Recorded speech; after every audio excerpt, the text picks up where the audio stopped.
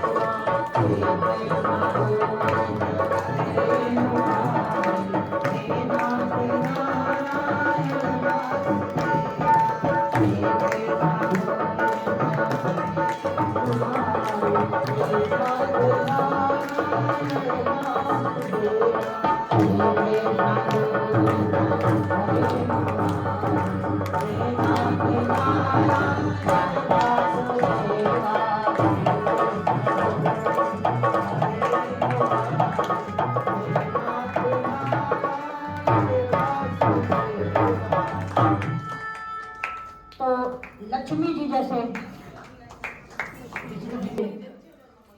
जब समुद्र मंथन हुआ था तो समुद्र में से लक्ष्मी जी प्राप्त होते हैं।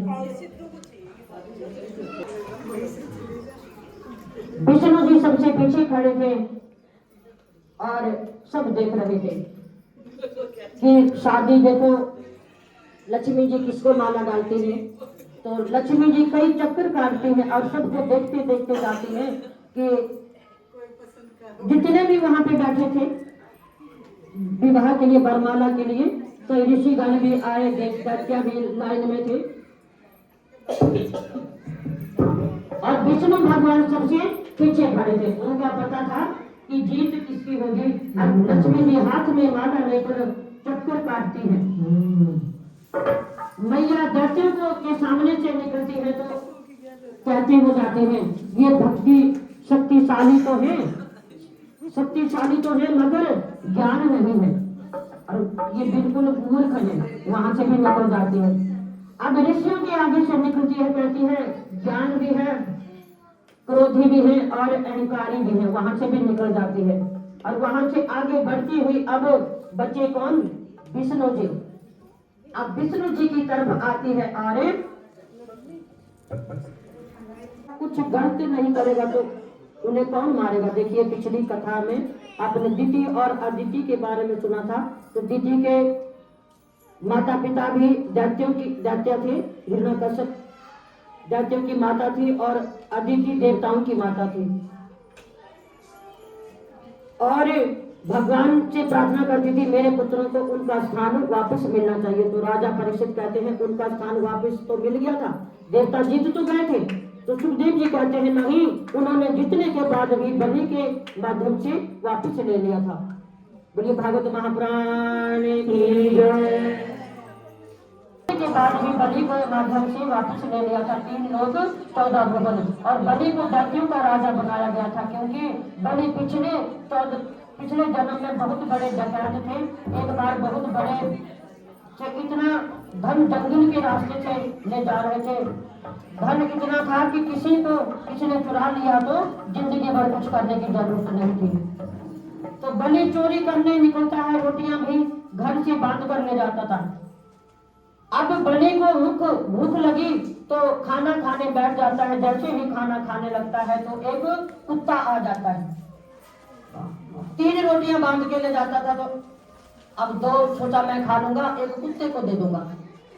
खाना खाने के लिए बैठता है तो कुत्ता आ गया। अब कुत्ता मुंह की तरफ देखता है तो एक रोटी कुत्ते को दे देता है। कुत्ता रोटी को लेके चला जाता है।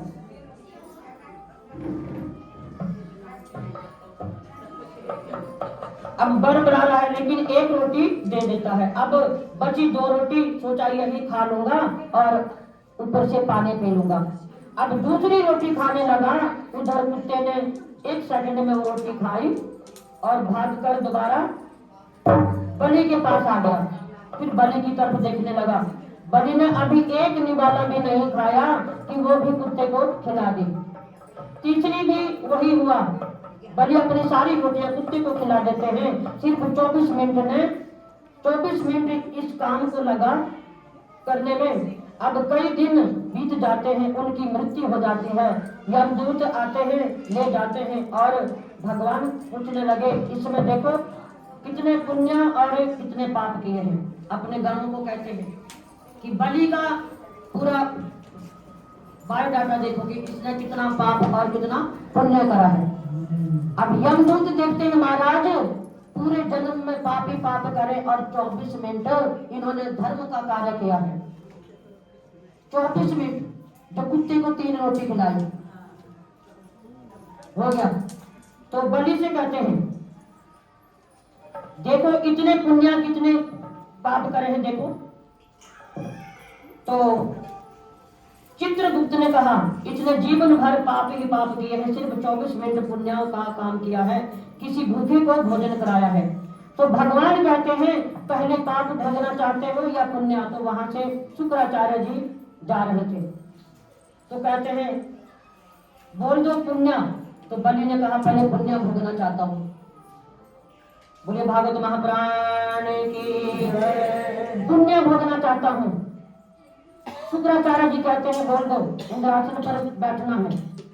तो बलि ने कहा इंद्रासन पर बैठना है। तो भगवान ने इंद्र को पहले ही समझा दिया था कि 24 मिनट पुण्य किया है। तो भगवान ने कहा ठीक है 24 मिनट की बात है। तो बलि को इंद्रासन पर बैठा दिया। बैठने से पहले शुक्राचार्य ने उनके कान में कुछ कहा। तो जैसे ही इंद्रासन पर बैठते हैं कि बुद्धि भ्रष्ट हो जाती है। अप्सराओं को कहते हैं नृत्य करो, इधर आओ, पानी लाओ, भोजन लाओ। उनकी बुद्धि भ्रष्ट हो जाती। जैसे शुक्राचार्य ने उनके कान में कुछ करा। शुक्राचार्य को गुस्सा बहुत आया। कहते हैं तुझे क्या करने के लिए भेजा और क्या कर रहा है? अब गुस्से से शुक्राचार्य ने पत्थर उठाया और बलि को जोर से मारा। तो कहते हैं शुक्राचार्य जी इधर आइए, थोड़ा जल्दी करें।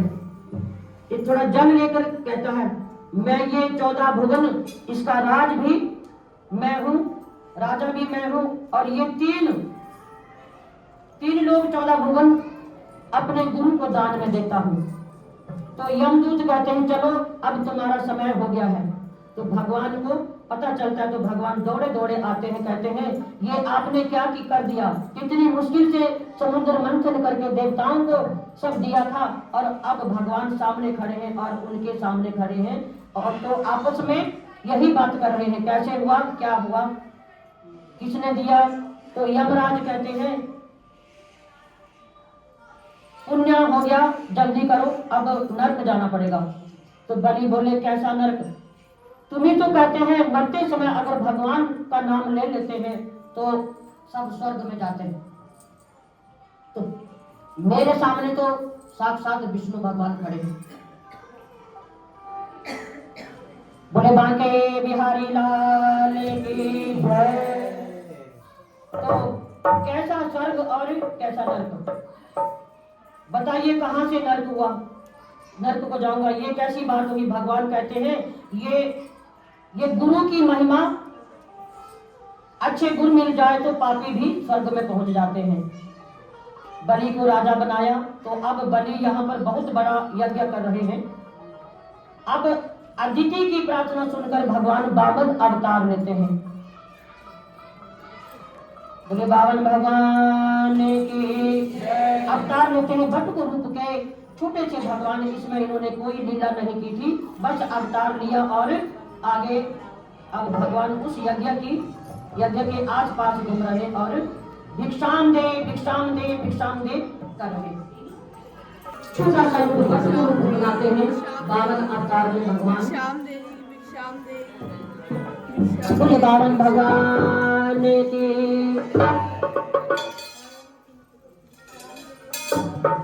52 अवतार है। वो 15वां अवतार भगवान का है। ये भगवान ने 15वां अवतार लिया है, 52 अवतार।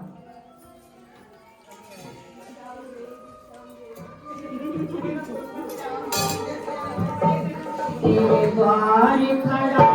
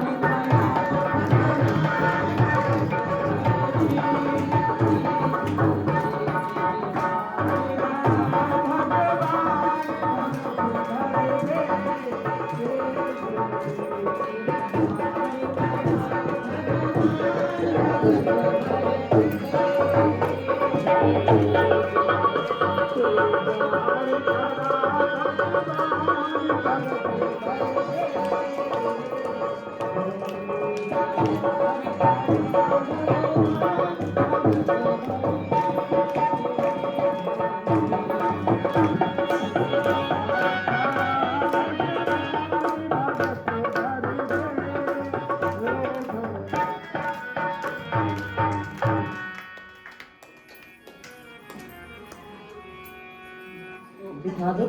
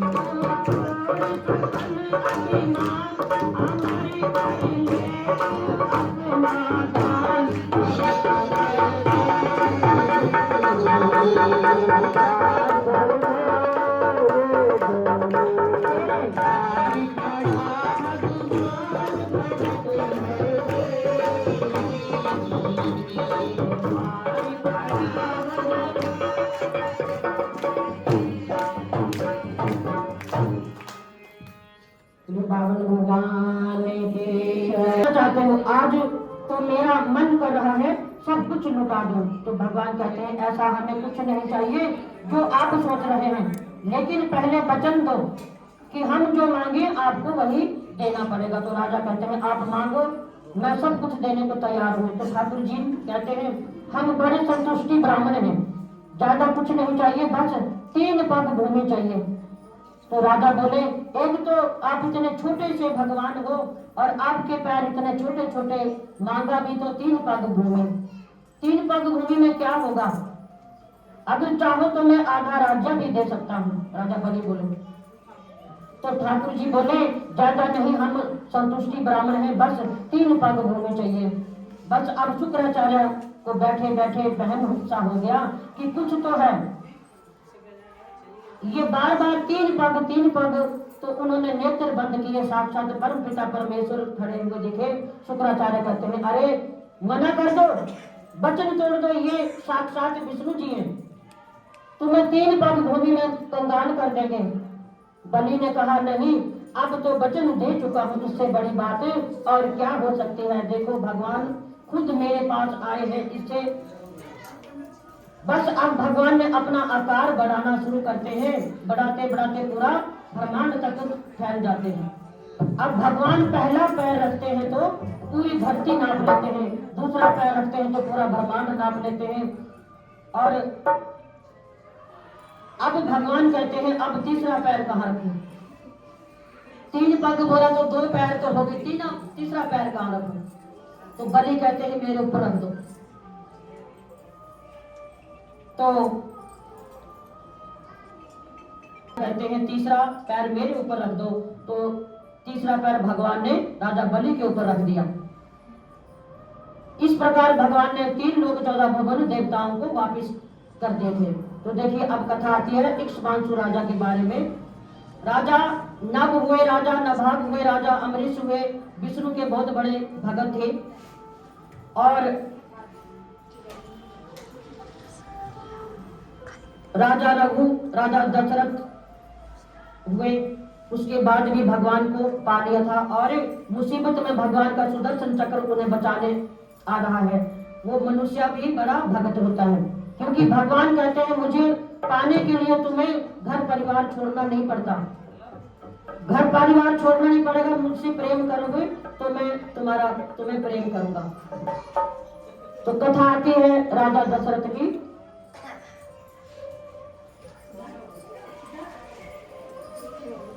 श्री कृष्ण गोविंद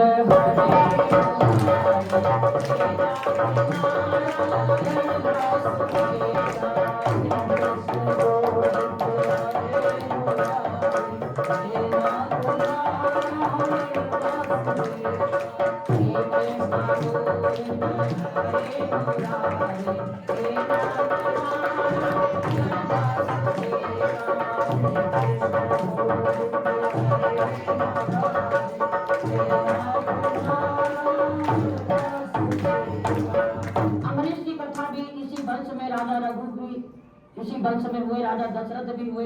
राजा रघु थे, रघुकुल रीत सदा चले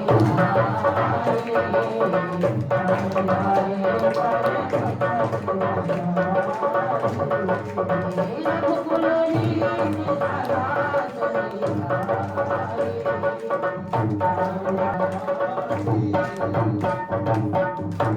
तो ये राजा रघु वही है, रघुकुल रीत सदा चली आई, प्राण जाए पर बच न जाए। उसी वंश में राजा दशरथ हुए। कहते हैं उनकी 3 रानियां थी।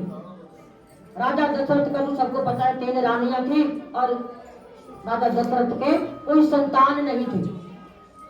राजा थे, पूरे अयोध्या के राजा थे, लेकिन संतान के लिए बहुत रोते थे।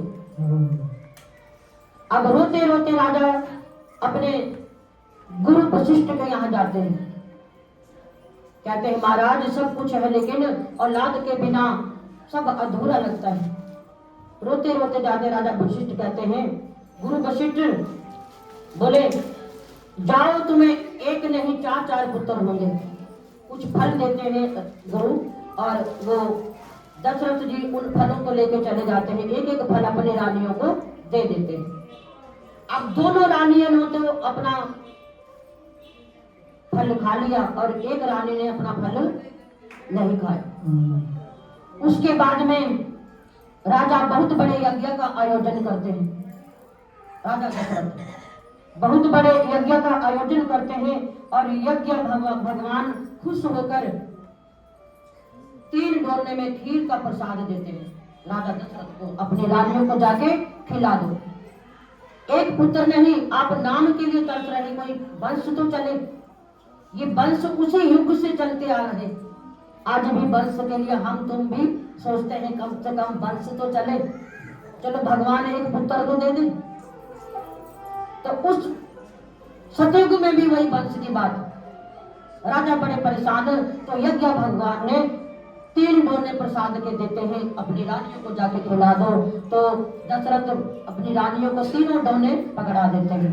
अब दोनों रानियों ने तो और प्रसाद अपना अलग से रख लिया, और एक रानी कुछ काम कर रही थी और एक आले में बाहर एक आले में रख दिया। एक पक्षी दूर से देख रहा था कि कुछ तो रखा है खाने की चीज। तो पक्षी आता है और वो डोना उठाकर ले जाता है।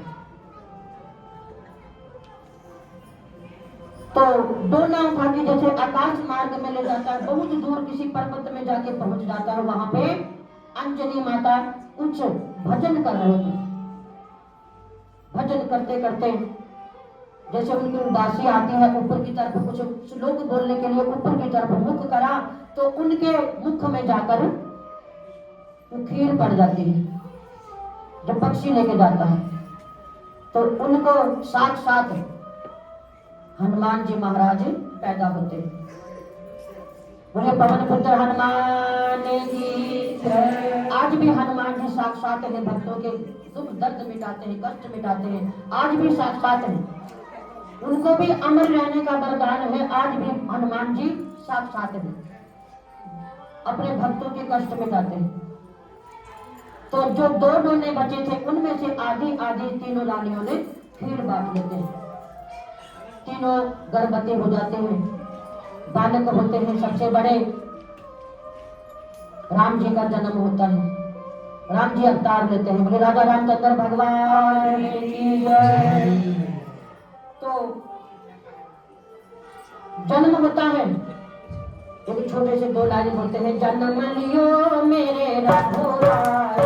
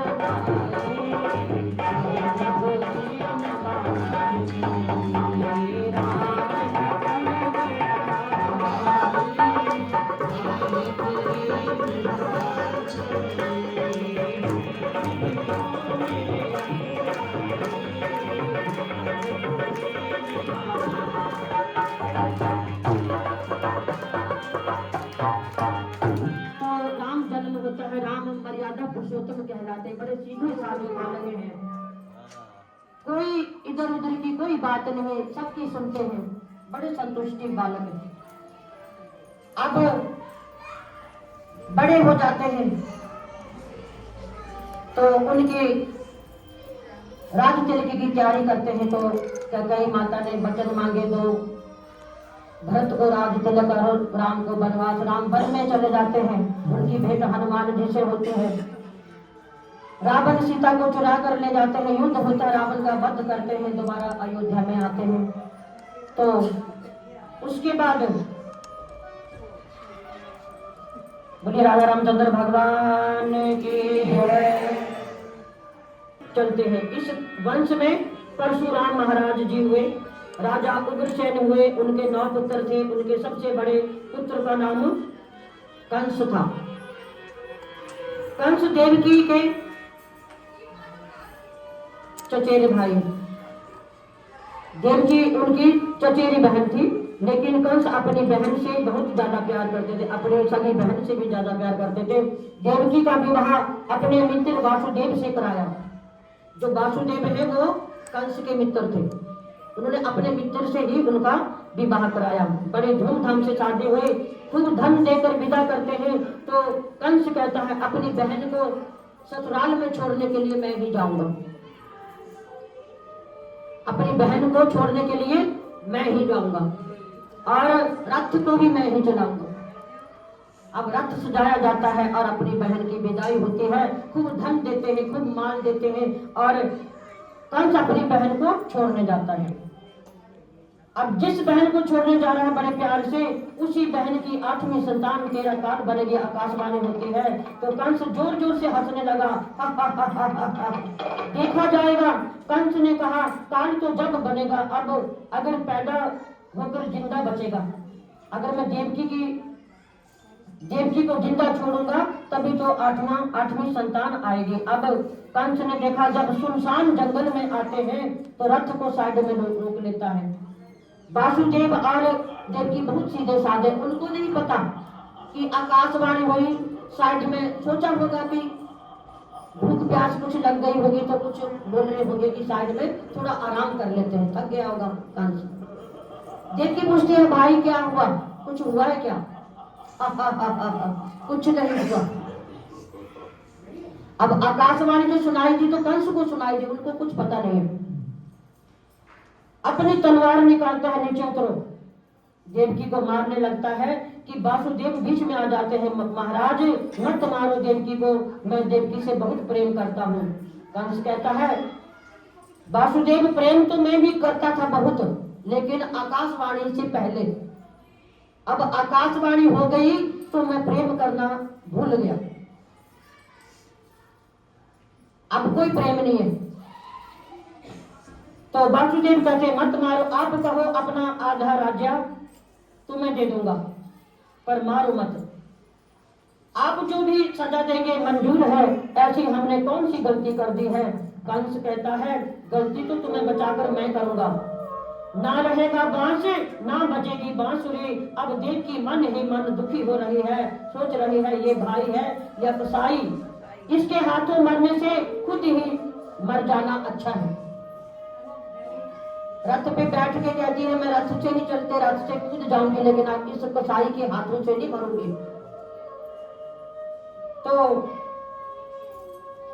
देवी देवता में हपरा तपरी मच जाती है, खुद ही चलते रथ से देवकी कहती है मैं कूद कर मर जाऊंगी। तो वासुदेव रोक लेते हैं, अब सब देवी देवता शक्ति देते हैं उनको। अब कंस कहता है अगर मरना नहीं चाहते हो तो वापिस चलो, जहां सबको बंदी बनाकर रखा है वहां पर तुम्हें भी रहना पड़ेगा, और कान खोलकर सुन लो, जब जब तुम गर्भ धारण करोगी सबसे पहले खबर मुझे करोगे, बाकी सब मेरा काम है, क्या करना है। वासुदेव कहते हैं हमें मंजूर है, जब तक 8वीं संतान होगी तब तक बताओगे। अब उन्हें कारागार में बंद कर देते हैं, कंस ले जाकर दोनों हाथों में पैरों में बेड़ियां डाल देते हैं, पहरा और बढ़ा देते हैं, सबकी पगार दुगना कर देते हैं कि इनको बाहर जाने मत देना और कोई ताले मत खोलना, सब दरवाजे डबल डबल ताले बंद करवा देता है कंस। देवकी जब पहला गर्भ धारण करती है सबसे पहले कंस को बताते हैं, पहरेदारों को बताया जाके खबर कंस को बता देते हैं कि पहला गर्भ धारण हो गया है। अब दिन गिनना शुरू कर देता है, 9 महीने बाद बालक जन्म लेता है, सबसे पहले उठाकर कंस को दिया जाता है। बालक इतना सुंदर, कंस को देखकर उसको दया आ जाती है। कंस कहता है इतना सुंदर बालक, ये तो पहला गर्भ है, ये तो पहला बालक है, मेरा जो काल है वो तो 8वीं संतान है, जब 8वीं संतान पैदा होगी जब देखा जाएगा, वापिस भेज देता है, उस पर दया आ जाती है। ऐसे ही 1-2 बालक उन्होंने वापिस कर दिए, तो भगवान मन ही मन सोचते हैं कि ये जो रचना रचाई गई है अधूरी रह जाएगी, अगर कंस वापिस करता रहेगा बच्चों को तो इसमें कुछ करना पड़ेगा। तो किसको भेजते हैं? श्रीमन नारायण नारायण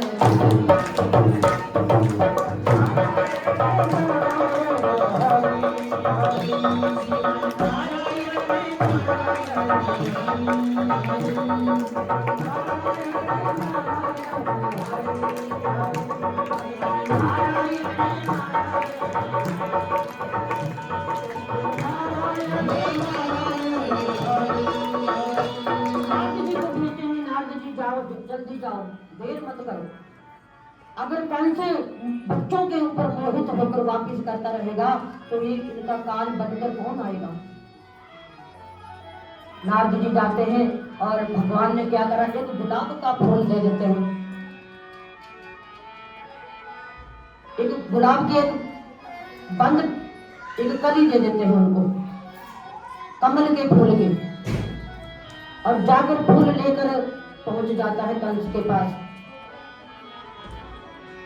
अब कंस को जब पता चला नारद जी आए हैं तो नारद जी कहते हैं, महाराज हमने सुना है देवकी की 8वीं संतान। अब वो अपने हिसाब से बोलते,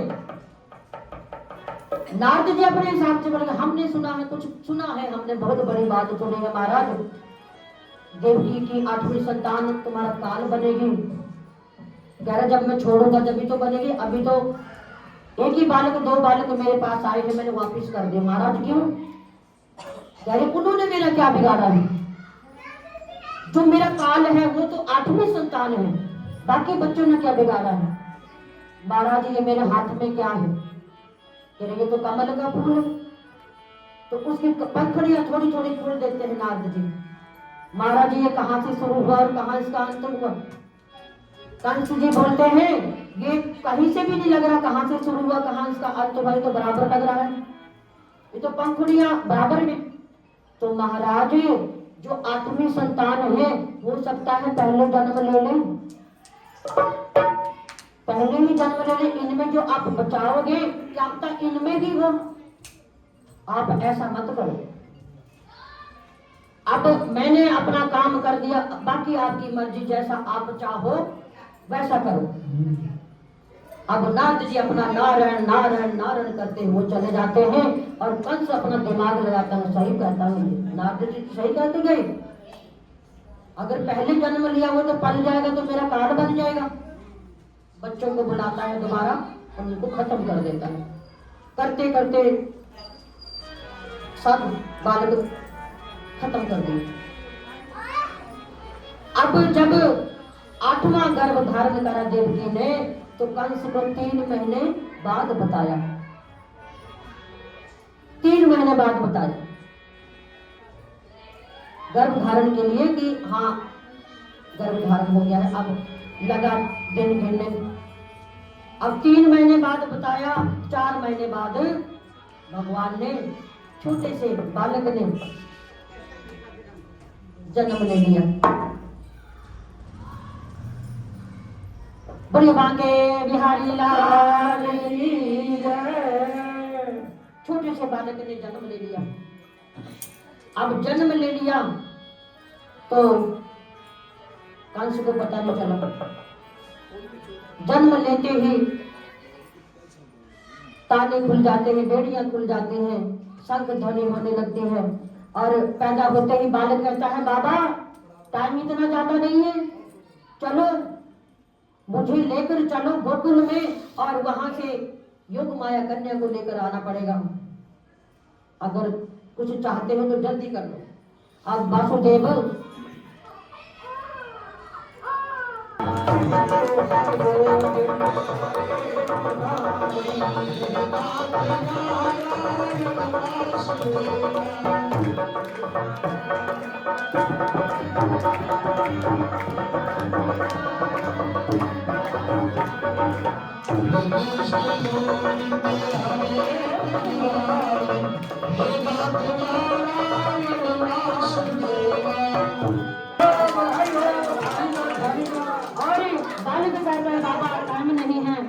वासुदेव टोकरी में डालते हैं और गोकुल की तरफ चल देते हैं।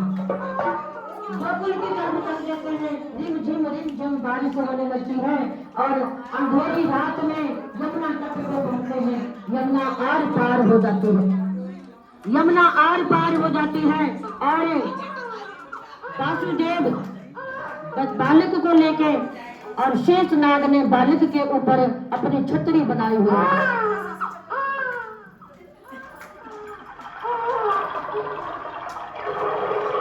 तो वासुदेव यमुना पार करते हैं।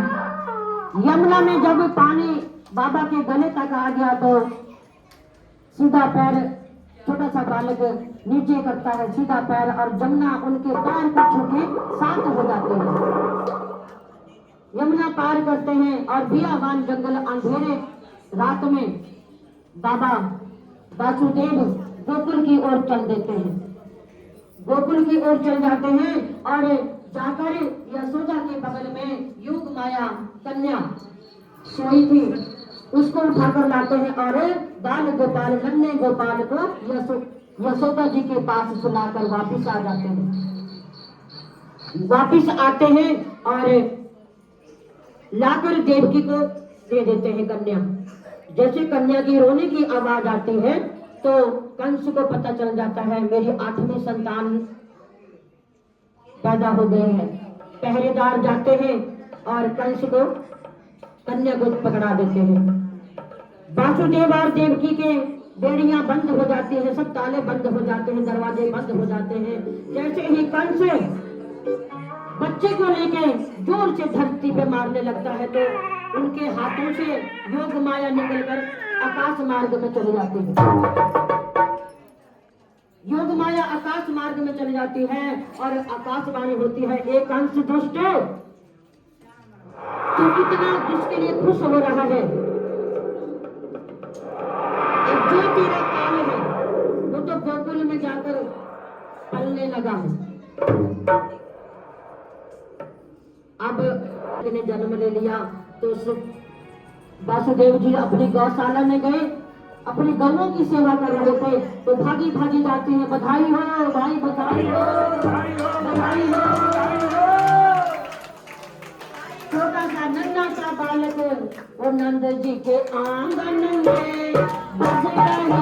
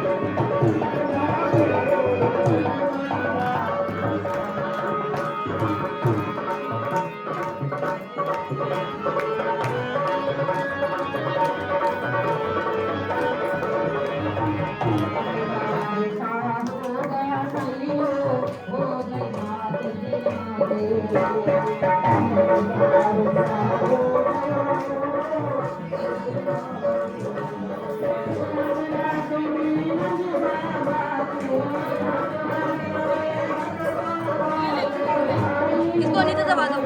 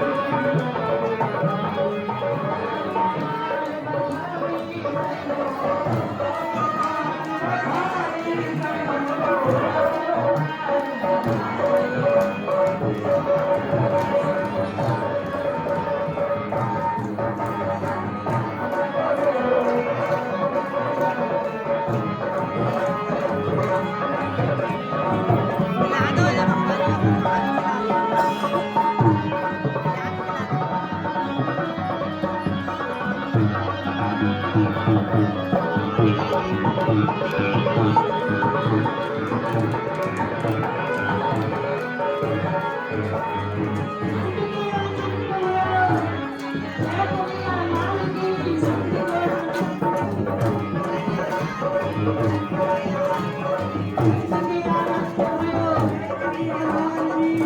के आनंद जय कन्हैया लाल की जय कन्हैया लाल की जय कन्हैया लाल की जय कन्हैया लाल की जय कन्हैया लाल की ओ नंद के आनंद भयो जय कन्हैया लाल की हे गोरा पाल के कन्हैया लाल की हे गोरा पाल के कन्हैया लाल की नंद के आनंद भयो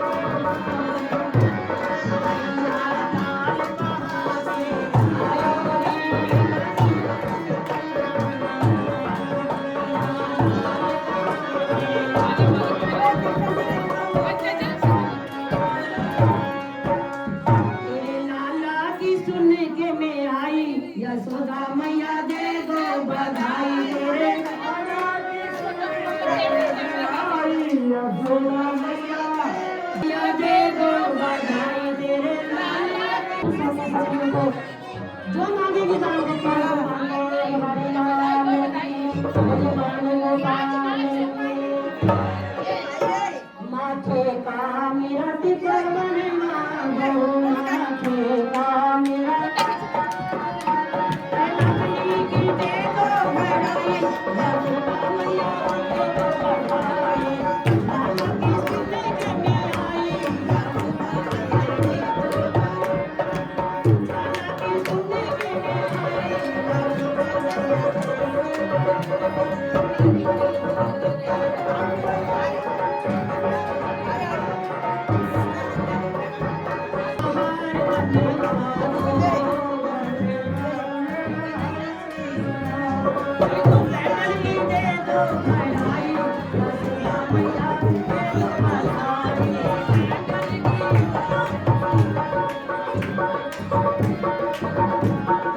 लाला की सुने के मैं